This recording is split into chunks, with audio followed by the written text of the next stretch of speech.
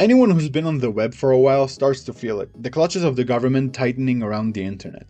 They think they're gaining control over us, but what things like the Online Safety Act, YouTube Kids, and the endless stream of soulless, safe movies designed to offend no one but inspire no one as well actually do, is strip them of control in the long run.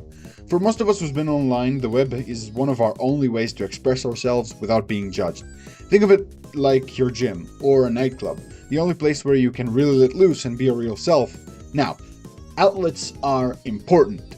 Humans are expressive beings. When you take away a human's outlet for frustration and emotion, you don't cut off their toxicity. You force it to fester inside their bodies. The government thinks that when you have strong feelings about a politician or a public figure or a law they've made, all they have to do is grab a pair of scissors and cut your outlet for it. Problem solved, right? No more issues for the children. But that's just not how it works. It never did. Empires have fallen over this. The reason rulers still try this over and over again because it does work in the short term. But long term, people grow more spiteful, more resentful, and more tired of your bullshit. They stop voicing their support. And when you ignore that or pretend it's not even there, you're essentially creating a pressure kettle that gets warmer and warmer and warmer until eventually... Yes, censorship is a form of oppression, believe it or not, my digital FBI agent that totally doesn't watch everything I do. The truth is, even if our society becomes Orwellian thanks to this chain of events, people will always have opinions you don't agree with. Many of them are dumb, sure, but you don't have to agree with them. But that's not what our governments think, apparently. They 100% believe people are too stupid collectively to listen to logic. They just want to protect us from ourselves, right? Because the alternative are just inconceivable. There's absolutely no way your government hates you, sarcasm. There's no way they want you to become a dull, lifeless, soulless husk who just follows TikTok trends, right? Sarcasm. And they definitely don't want you to stop owning the things you paid for. Sarcasm. Let's not kid ourselves. If governments actually gave a fuck about how their civilians feel, if they really believed we were just too stupid and needed protecting, then they'd at least listen. Or be smart enough to realize that what they're doing is just breeding hatred that's going to go kaboom later. But they don't. And from what it looks like, if no one fights against it, it's only going to get worse. After a certain point, it stops being about expression. Because when you take away our freedom to express ourselves long enough, expression stops being a luxury. It becomes survival mechanism.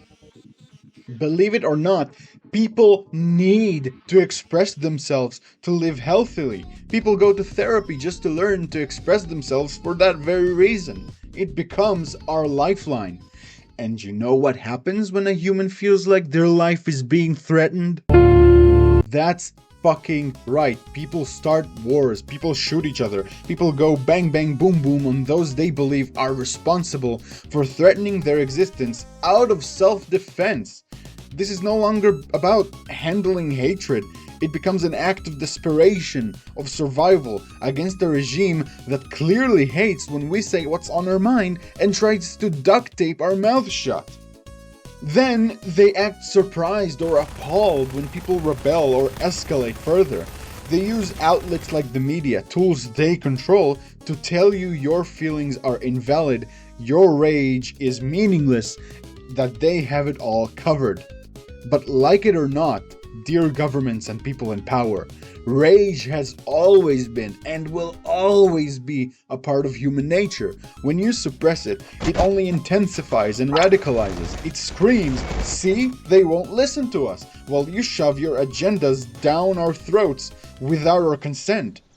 This video is a warning sign, not a threat.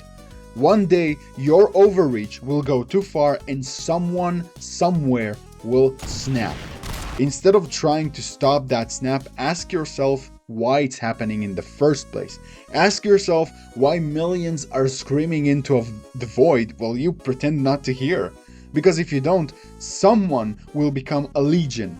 Censorship doesn't backfire because people are too radicalized or too used to violence like some people say. It backfires because it labels every emotion, every dissenting opinion as dangerous without ever listening.